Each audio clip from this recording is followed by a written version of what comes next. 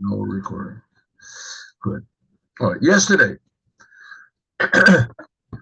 we learned that this week's Torah portion hints at the end of exile and the beginning of redemption. In simple language, the end of all unnecessary difficulties and the beginning of progress and positivity and blessing and success in everything we do. Everything we do. It says therefore we can that's the connection. Miketz, says Miketz Hayomim, which means the end of all bad things, and Ketz means like the other and the beginning of all the good things. Ketz Hayamin says that's the beginning of the redemption. Okay, and both of them are hinted at this week's Torah portion, which this week's Torah portion is called Miketz. That's what it's called. Okay. Let's see how far we'll get today, because we had some difficulties. So, and I have to go a little bit early. Okay, so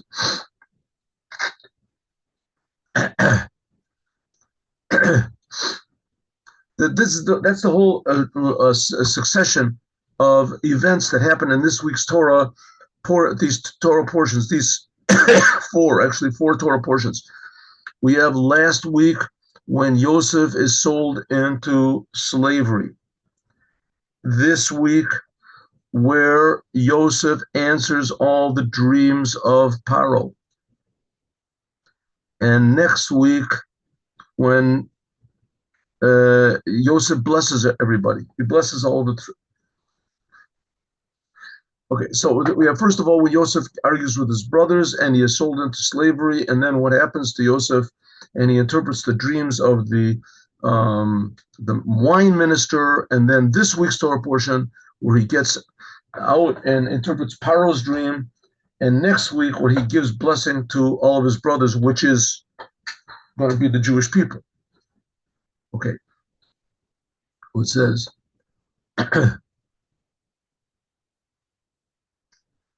this is the whole idea of Yaakov, Jacob. Jacob is the third of the fathers of Judaism. Kashur is attached. This is connected to the third redemption and the third temple.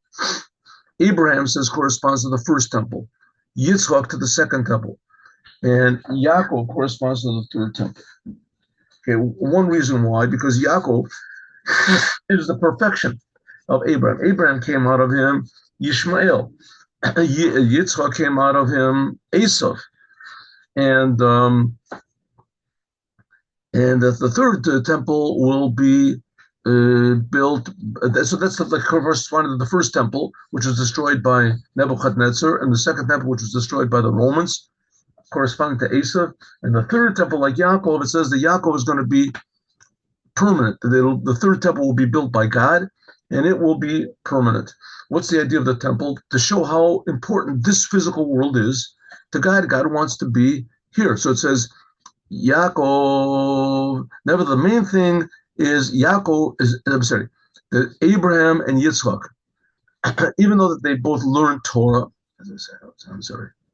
Yeah, it says because the third thing is Yaakov. Yaakov is the third of the fathers, and this is attached to the third redemption and the third temple. Like it says, Yaakov called the place house. It says that both Abraham and Yitzchak and Yaakov, they all met up with the place where the Holy Temple was.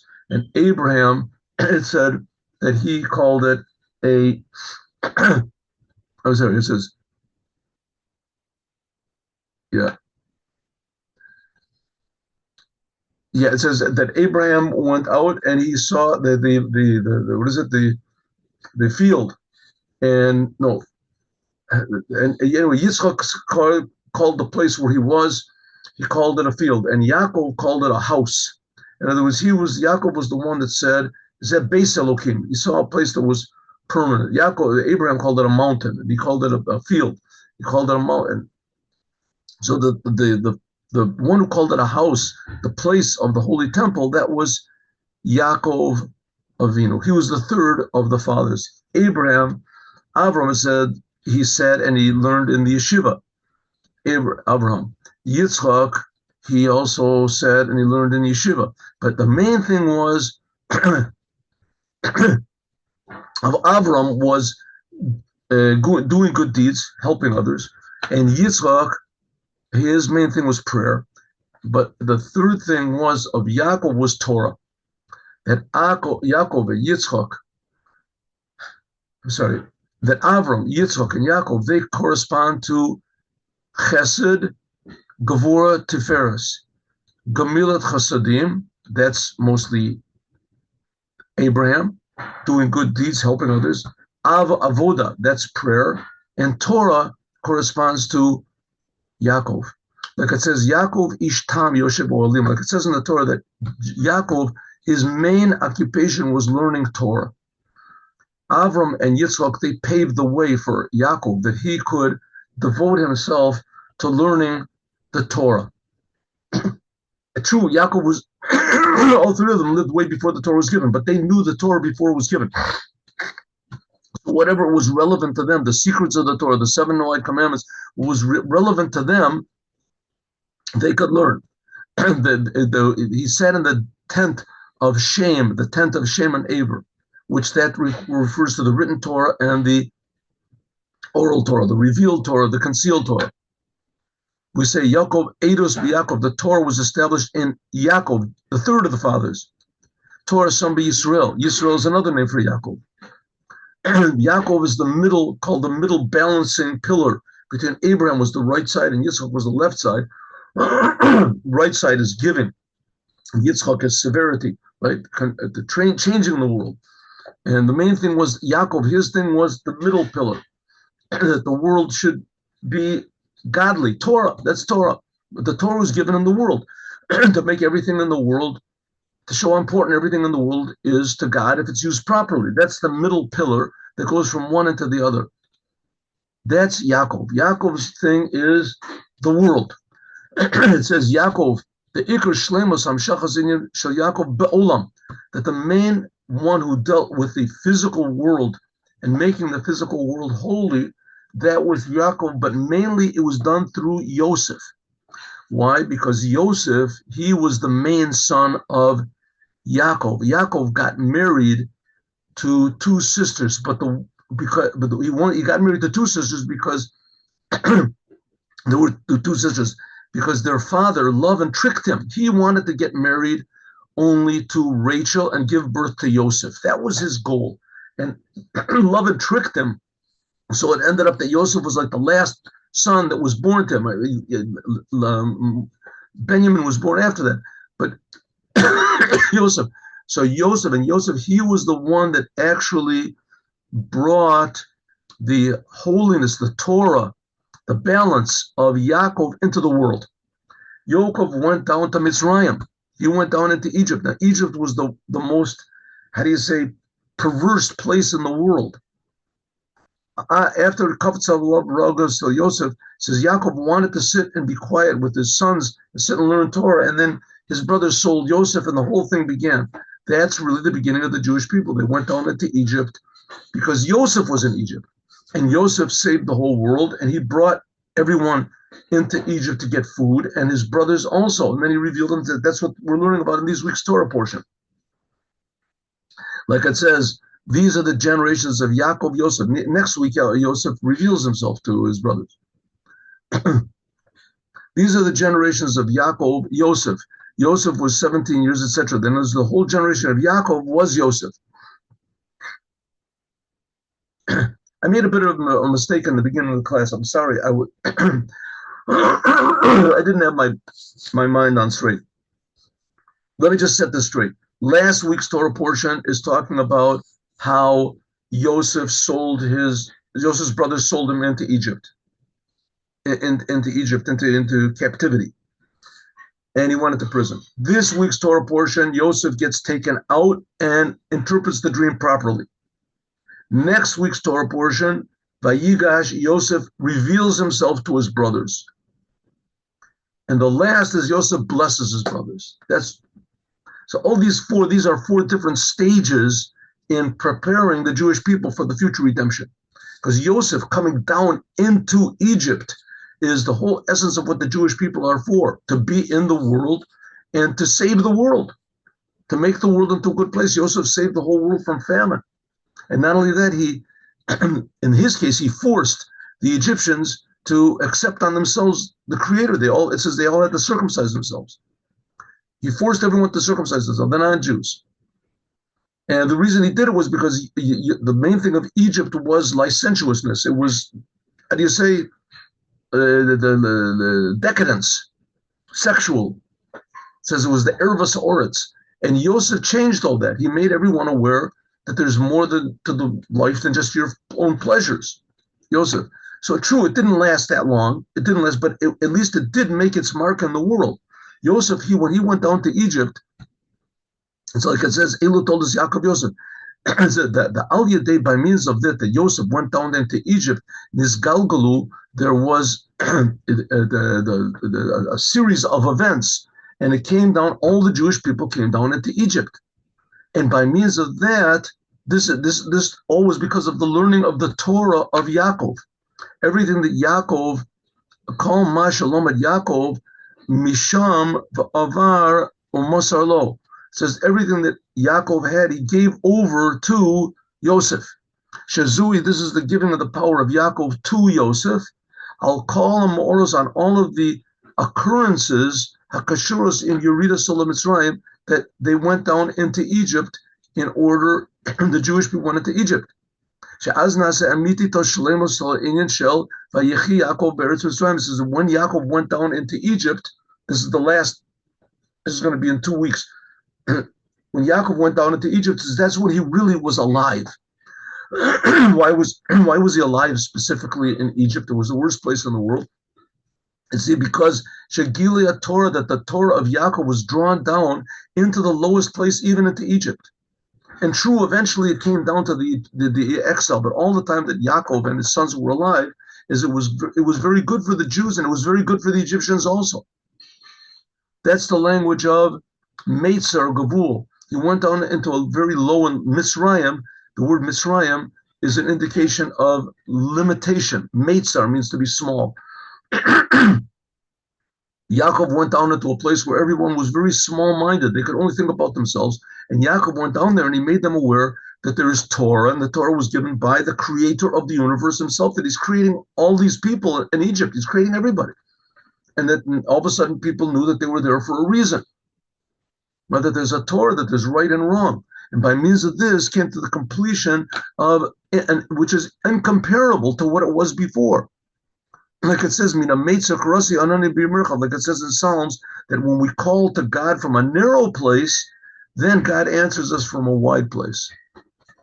In other words, to call God to God when we're sitting in Kfar Chabad or whatever, Bnei Brak, and sitting and learning Torah, that's a wonderful thing. But to call to God from a narrow place, when you realize how much the world needs to be fixed up and you do something about it, that's from a narrow place, then that's even more. That will bring the Geula Mitit V'Shlema. That's the idea of that Yosef and brought his father down into Egypt, the lowest place. Therefore, it's relevant, the redemption of Yosef. Like it says, Basiyam in the end, it says, Vayomer Yosef, the Yosef said, Elokim pakad pakadetchem. Like it says in the end of the last the Torah portion in Genesis, which we're going to learn in 2 weeks. Yosef's last words were, God, pakad yipokedeschem. God will visit you. Pakad yilokim eschem. He said it twice. This hints at like it says in the Psalms, in the prophet, it says, Bayomahu Yosef Hashem Shenis Yado, that God will add again, he'll gather the Jews again. He'll gather together all the exiles. Yosef, Asaf means also together.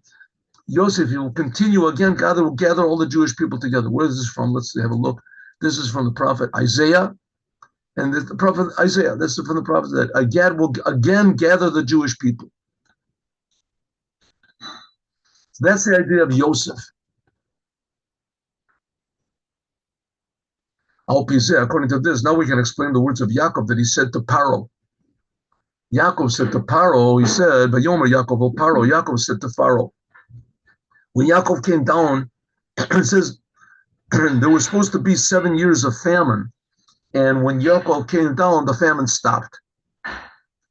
And so the Pharaoh saw that there was a big, he was a very amazing person, and there was only benefits to come, not only from Joseph, who interpreted the dreams, but Yaakov, who actually stopped all the famine in the world.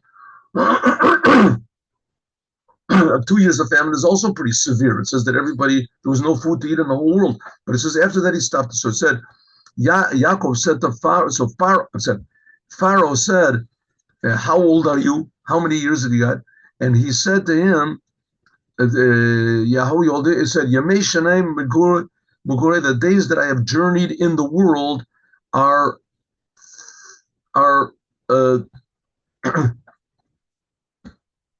that 130 years. Said, I'm 130 years old. That's how old he was. He says, Menat, and then he added on, that's enough. That answers the question. I'm 130 years old. He said, Ma'at vara'im ayu yamei shnei chayai. Very bad and terrible were the days of my life. V'lo hisigu et yamei shnei chayai avosai, and they have not reached the life of my fathers. Right? What type of a thing does that to say? That's what Yaakov said to Pharaoh. Pharaoh asked him a simple question, how old are you? And he said, I'm 130 years old. My life has been terrible. Terrible. I haven't reached the life of my forefathers. What are you adding on negative things for? This makes no sense. Tishaparo Shamea, when Yaakov heard the name of his life, how old he was, so he knew if there were many or not. 130 is a long time. Yaakov didn't have to let him know that my life is very few. My days are very few, and they are very bad. Not only that, Yaakov said, they're very few, and he said they're 130 years old. He said to Paro, and they are very few, and they are bad. What do you mean they're very few? They weren't very few. 130 people are only supposed to live 120 years old. After the flood, since people are supposed to live 120 years old, that's exactly the opposite. He's 10 years more than a life of man, right? After the flood, it says God said that people will only live 120 years old. So we got an extra 10 years, and he was going to live another, 17 years, 18 years. This question even is more when we say that Pharaoh, he asked Yaakov, how many days are your life? Why? Because Shezarko Bo Seva, that all of a sudden he looked old. He looked Zakim, he looked old, and Pharaoh was very amazed at his age. Ein rov anshe zmanenu marichin yomim kokach. He looked at Pharaoh, he looked at Yaakov, and he said, wow, I've never seen a person that looks as old as you. That's what the Meforshim say. What you meet a person in the street, say, hi, hello, my name is Joe. Oh, hello, Joe, how old are you? You don't say anything like that to a person, right? Here, Yaakov comes to Paro, and Paro says, oh, hello, Yaakov, you're the father of Yosef. I'm so happy to meet you. How old are you? Who says a thing like that? So the Midrash says the reason that Paro asked was that all of a sudden, Yaakov looked tremendously old. 130 years old is pretty old. So he said that Paro didn't understand it. It seems that this is a person who seems to be very old. I've never seen someone this old. Therefore, according to this, as Paro asked Yaakov, Umeshivu, he said, how old are you? And so he said, my years are 130, and they are very few. What is he adding? They're very few. They weren't very few. Paro noticed that he was very old, and so he said, how old are you? You must be very old. I only have a few years. So he figured maybe he'd say, 60 years, 50 years. I just looked terribly bad. I had a lot of troubles in my life. No, he said, I'm 130 years, and they were few. That's the exact opposite. Paro saw that he was old. In Egypt, nobody was that old. That's why Paro was amazed. How old are you? At first glance, we can say that this me'at that he says, Yaakov answered, my life is very young. I'm very short. Me'at. I have very few years. I have. Maybe you could say that Yaakov was telling him that in relation to Abraham and Yitzchak, Abraham lived 175 years old, and Yitzchak lived 180 years old. So therefore, he's going to say afterwards, says, therefore, Yaakov was saying, I'm only 130. that Yaakov says Abraham was 175 and Yitzchak was 180. And like Paro was amazed on the long life of Yaakov, as therefore he said that, that you want long life. Look at my grandfather, 175. Look at my father, 108. I'm only 130. That's very small. Maybe you can say that, huh? It says Kofei, but there were this. And okay, but why were they bad? Why were they bad? Because all the terrible things that happened to him. Yaakov, right? His son sold Yosef into prison. He didn't know where he was. And then Shimon got taken into imprisonment. And the thing with the Shimon and Levi, they killed the whole city, and he was very worried, etc. But Rashi says, no, he says, my years are not as good. Shemiyachas aroim below me'at mashma shekaf lamed shana, that the 130 days of Yaakov, that they were not because in relation to how old his parents were, but they were few. So if so, when Yaakov said to Paro, my years are very few, he wasn't speaking relatively few in relation to something else. I've only had a few, I haven't gotten really that many years. Right? God didn't really bless me that many years. But that's not so. He was 130 years old. That's a big blessing. So said the Rebbe, we can say like this. Why does the Torah tell us what Yaakov said? And why did Yaakov say it? Why did he say my years are 130? Very few. It says the years of my life are very few, even though they're 130, is in quality. In other words, even though that in quantity there are very many, but in quality they're few. Why? Because a lot of days are missing. What do you mean missing? Shapirusha Yomi Malaim, a full life, I don't have. Why? Because something is missing in my life. They're not filled with good. And even more, they are filled with bad. So my life is bad. Why? We'll see. In 2 weeks, we'll see. It says that Yaakov lived in the land of Israel for 17 years. That's as though all of his days were good. The 17 years of his life in Egypt, that's what made his life good. But up to then, it wasn't good. Why? We'll see.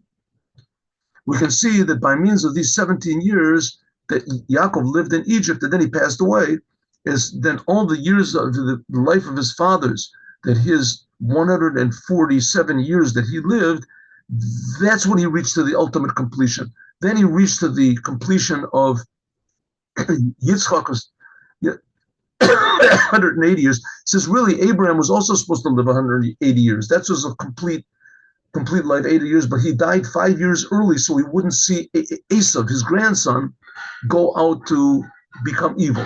Okay, that's different. But in any case, they lived a long time. So the explanation is this. Why is Yaakov saying my life is short and bad? Why?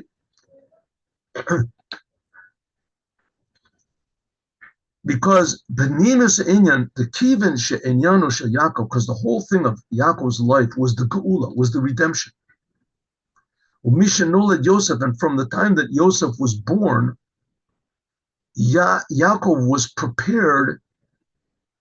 Haya Muchan Lachzor Mi Beit Lavan LeEretz Megurei Aviv. Yaakov said, okay, I finished my time in Lavan's house. I gave birth to 12 tribes. At that time it was only 11. But Yosef was born. That was the whole reason that Yaakov went down there, was to give birth to Yosef. Right? Like I told you before, Yaakov wanted to get married to Rachel and give birth to Yosef. That was enough. Yosef was the whole culmination and the sum total personification of Yosef, of Yaakov's whole entire goal in life. Yosef. As soon as Yosef was born, Yaakov's work was finished. He was ready to go back to Israel. He went to Lavan. He lived in Lavan's house. Go back to Israel and to sit quietly there. And the redemption was going to come. Yosef would bring it. Hare, behold, calls them on all the time that this redemption did not come. In other words, all the time that there was any ignorance in the world about what God really is in connection to the Creator. And that's what it says. It jumped on him, the anger of Yosef. The anger of Yosef. Yosef was sold by his brothers, exactly the opposite of what redemption is supposed to be. So by him, his years are few, and they're missing, because they're missing the main thing, the redemption.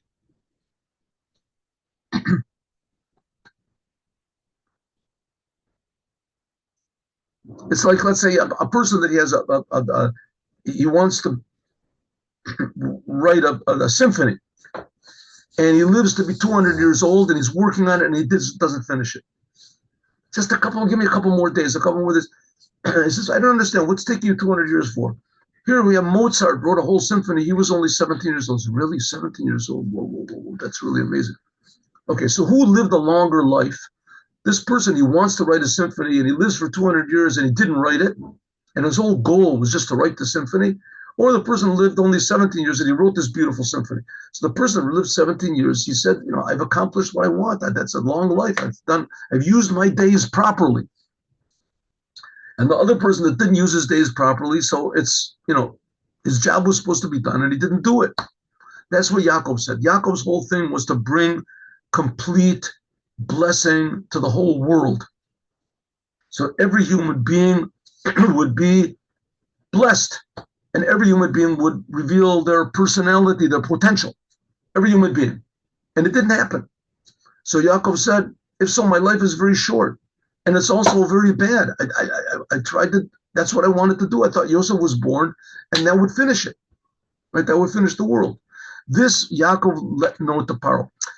The Rebbe is trying to tell us that this whole idea of the Geula, the redemption, is not just a side thing, or it's some sort of a Jewish fairy tale, or waiting for something that's never going to come, or it just keeps us in line, and it's just like the carrot in front of the goat. It just goes going for it all the time, and we'll never really get to it because there really is no.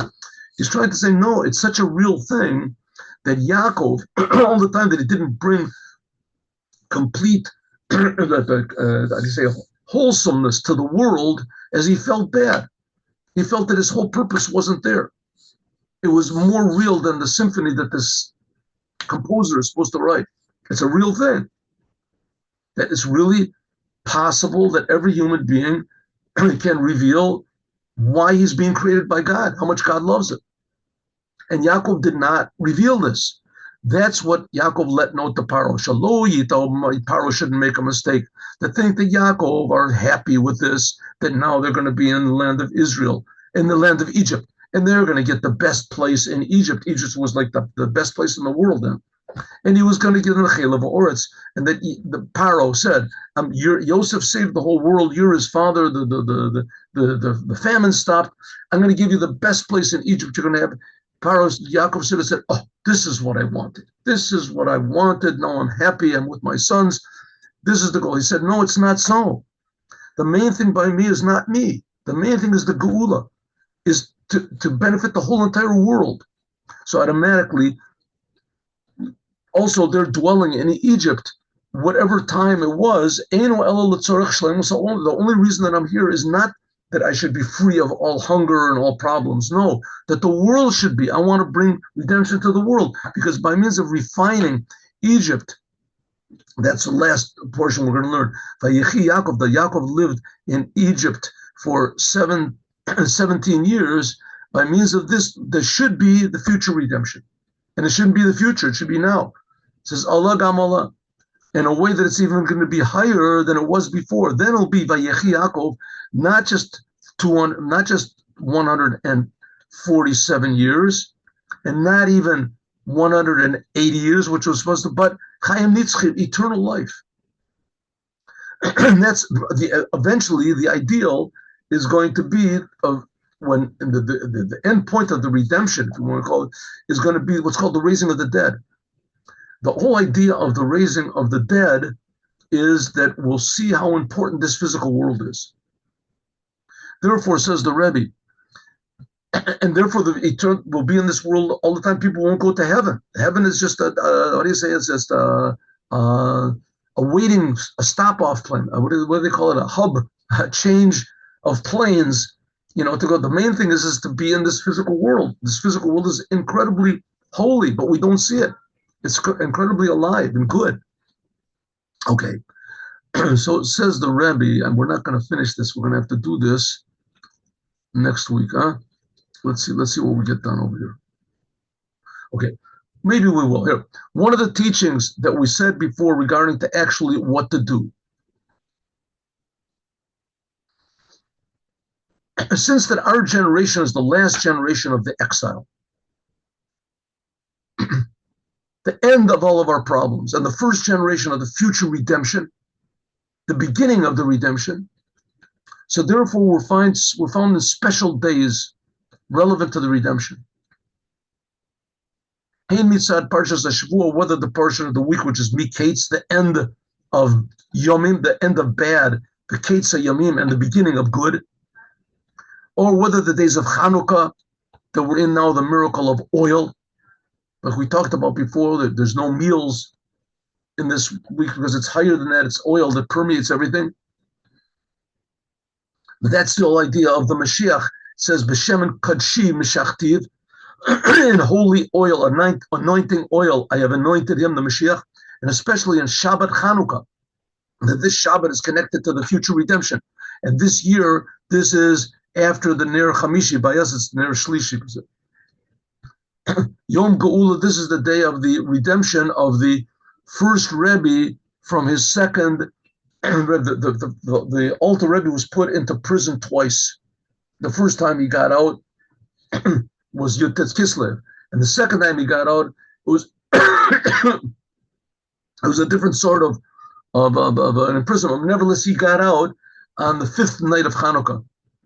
But we got on Rosh Chodesh, that this indicates the beginning of the month. This is the renewal of the Jewish people, because the first Rebbe of Chabad got out on the first day of Tevet. So the Jewish people, they're going to be renewed like the moon in the future redemption. So we can add on this from day to day, like in the lights of Hanukkah,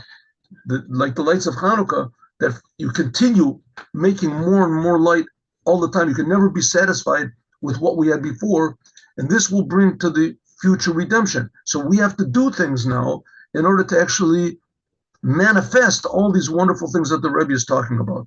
What are we supposed to do? One of them is, number one, chizak emunah, to strengthen our belief and our impatient expectation that the Mashiach should come any second, to the degree that it should be felt by us. Calls on that all the time that the Mashiach is not here, has not revealed himself totally, but poil actually and revealed, that our days are missing. Like Yaakov said, short, even if we live 130 years old. If Mashiach is not here, our days are too few. Even since Shadayan Lo Ba Geula, since the actual redemption is not actual come. The Od Ve'ikra, and the main thing is we have to add on in learning the inside of the Torah. That's what we said. Torah is the general topic of Yaakov, and the secrets of the Torah. Chassidut, this is the oil of the Torah. Now, if you don't know what this is, go to your local Chabad house and ask them what it means, Chassidut. Give an example of what it means learning Chassidut. There's also classes you can get on this Chassidut. Chassidut is not the same thing as learning Kabbalah, and Chabad is not exactly the same thing as others. Not that the others are not good, but Chabad has a much more practical and realistic actual means to bring about this amazing change in the whole entire world, all mankind. That's what's called not the secrets of the Torah, but the secrets of the Torah, in a way that it should shine outside even of yourself. That you'll be interested, that everyone in the world should know how incredibly far away God is and how close it is, until the Kal Yaragla Talmudai, until there's no more rebellion against the Creator. Like it is a Hosafa, simple meaning is that we should, in the days of Hanukkah, we should try to go out and influence other people about what light is, what the Geula is, what Mashiach is, what life is about, what God is, what the commandments are, like the language of the Rambam. In the days of Hanukkah, these are days of happiness and praising God. Adding on, and especially adding on in the custom of giving the money of Hanukkah. Now we should try to finish it. Let's try. What are we going to do? Here we go. All of this is like the teaching of this year, that Shabbat Hanukkah falls back there was by Rosh Chodesh. Okay, the whole idea of the lights of Hanukkah is that you can put it outside of your house, and so that it should shine to the public domain until there is no more rebellion. Ragla the Tarmudaya, lights up the darkness. This is especially stressed in this Shabbos, which is Shabbos Hanukkah, that the domain, a public domain, you can see is the laws of Shabbat. There's what's called the Reshuta Rabbim and the laws of Shabbat. This is a place where Kaluta Nefesh, Kalya, Ragla says there is no more bad. It says not just that there's no more bad, but Kalya means that the bad that there is becomes transformed and excited about the Creator. This is the idea of the Kilyon of Yom Shabbos, Vayechulu Hashamayim Oretz. That's the language of Shabbat, that it's finished the days of the week. And Vayechulu also means to expire, to go up, to be, how do you say, so tremendously in love with something that your soul goes out for it, that evil in the world should be so in love with God that it forgets about doing bad things.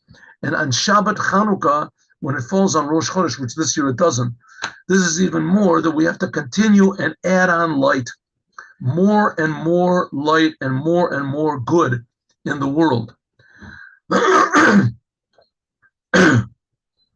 there is in the world. Okay, this is relevant, not that, okay, may it be God's will that even before we start adding on Shabbat and the ideas of Hanukkah and actually doing good, that God should give us the Hanukkah geld. He should give us, God should give us immediately this Hanukkah geld, change the world. Like it says, the father should give Hanukkah geld. You know, Hanukkah geld is a custom to give charity, especially to your children. So it says, Nar Yisrael v'avot. No, the Jewish people, they're called God's children. And this is very, very necessary. It's pressing that God should give us what we really need. The redemption, the true redemption by means of David Malchut Mashiach. The Paul Mamash actually, and by means of it will be Chanukah of the third temple. Actually. And the main thing is that it should be even before prayer of Mincha. The Rebbe is speaking on Shabbat, right? This is all written, what the Hasidim remember, what the Rebbe said. They wrote this all down. They gave it into the Rebbe, and the Rebbe okayed it. So this was very, very exact what the Rebbe said. He said the Mashiach should come right now, even before the next prayer. The next prayer was supposed to be in another couple minutes. When we read Parshas Vayigash, which is the whole thing of Geula coming next to Tefillah, prayer. It says that Yehuda came close to Yosef. Yosef is the redemption, and Yehuda is prayer. In a way that the redemption should come even more before we pray for it. And after that, we'll pray immediately. It shouldn't be delayed at all. And it was because this thing is in the hands of God, so the future redemption doesn't have to be a normal process. It can be something which is so miraculous that immediately everything changes around. I think we can very much see this, today. And last night, for instance, almost every night over here, from Yemen, they shoot missiles. A missile every night. There's a missile over here every other night, and it ends up that the sirens go and everybody runs around. The sirens do more damage than the missile does. Everybody has to wake up from their sleep and they have to go to bomb shelters. And the fact the missiles don't do anything. They land in empty fields, or they wreck buildings that are empty. Right here in Kfar Chabad, one fellow landed on these two old wrecked up cars in somebody's backyard. It's a big bracha, right? huge, massive. It's a big miracle. Okay, who needs Right. miracles like that? But nevertheless, we see how God is protecting us since the beginning. You can Google it, look it up. 26,000 missiles they shot at us. The Hamas and the which one and the Hezbollah. 26,000. That's what I read. I read another opinion that it wasn't so bad. That's a big exaggeration. It was only 19,000. 19,000. 19,000. That's not such bad guys. Huh? 19,000 missiles they shot at us. You know what that means? If they threw 19,000 rocks at it, so it would have done more damage. 19,000.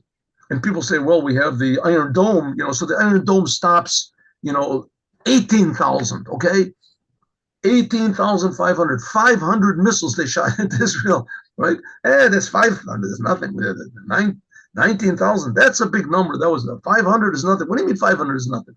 You can imagine if Mexico shot intentionally one missile into America. You can imagine what there would be, right? And what would happen? New Jersey shoots a missile into Virginia, right? It would be the Civil War again. There's nothing. Here they shot 19,000. Remember what that means? And there's been almost no damage. There have been key people, God forbid, that have been killed. But it's like, 10. I mean, we can't say, oh, it's only 10 people. Even if one person was killed, it's too much. But every one of these missiles could, God forbid, kill, 5,000 people. Who knows what? And the United Nations blames us. They blame us. And nobody says, hey, what are you guys doing? What are you talking about? Here, the genocide, the aggressors are obviously other people. No, it's the Israelis. They're the ones that are doing the genocide. You know what? It's not the Israelis that are doing the genocide. It's the Jews that are doing the genocide. The Jews, there's no genocide, and the whole thing is just a big bluff. There's no Palestinian people, and there's no Palestinian nation, and there's no genocide, and there's no Shmenocide, and they're doing it to us, and that's okay. And the Jewish people really are a nation, and they've been here and they blatantly, clearly advertising that they want to kill everybody in Israel. They want to do it. They're trying to do it. 19,000 missiles. You know what that means? So if God can stop all this, only what God would have to do is make the leaders of these nations say, hey, you know what? We're making a big mistake over here. I mean, we've shot all these missiles. We're just wasting money. You can see that God is with the Jews. Let's cut it out. The big problem is the Jews themselves. If the Jews themselves would just say, the magazine, what is it called? The daily newspaper called Haaretz. So they justify the Arabs. The Arabs are okay. We're the conquering nation. The Jews are the big problem. Big problem. If those Jews would just say, "Listen, guys, we made a big mistake. We made a big mistake." The fact is that we are God's people. We are God's. We were ashamed of saying it. We're afraid of saying it. We are God's people, and we're God's people to make the world a good place. And these Arabs that are shooting, they want to make the world a terrible place. And everyone agrees with them. But nowadays, more and more people are stopping. If just everybody would stop agreeing with them, or they themselves would come on and say, listen, we're making a mistake. We're not against the Jews anymore. We're not against anyone. We're not killing people. We're taking all of our missiles and we're going to scrap them. We're going to blow them all up at one time, right, in the middle of the ocean. It says, if so, that would be immediately. So the redemption could come immediately. On the first day of Rosh Chodesh Teves, that's the day when the Rebbe was speaking. It'll become a big festival, like the Rambam said in the end of his laws. It says all of the fasts future are going to be negated, and not only that, but they're going to be big festivities with joy and rejoicing. Like it says, this is what God says, etc., etc. This fast and this fast, it says there will all become good, happy holidays for the Jewish people, and consequently for the whole entire world. Oh, very good. We finished. Despite the electrical shortages and all the difficulties. Okay, rabbis, that's it for today. God willing, next week, I'll tell a story. I have to go quickly. I have to leave because people are waiting for me. I'm going to do Mivtzoyim and lighting candles and etc. We have to light candles early today. It's Shabbos, right? So Shabbos comes in at lighting candles is like 4:30 or something crazy like that. And I go to Tel Aviv to put on tefillin. So that's going to be it for today. God bless you all. We have stories I told from the previous days, so you can look at that. And we'll do the Yom Yom also retroactively on Sunday. God bless you all. Have a good Shabbos with Moshiach Now. Chanukah Sameach. Have a happy and a blessed Chanukah. Shalom uvracha. Thank you. Thank you. Thank you for coming. Thank you for waiting. You're welcome.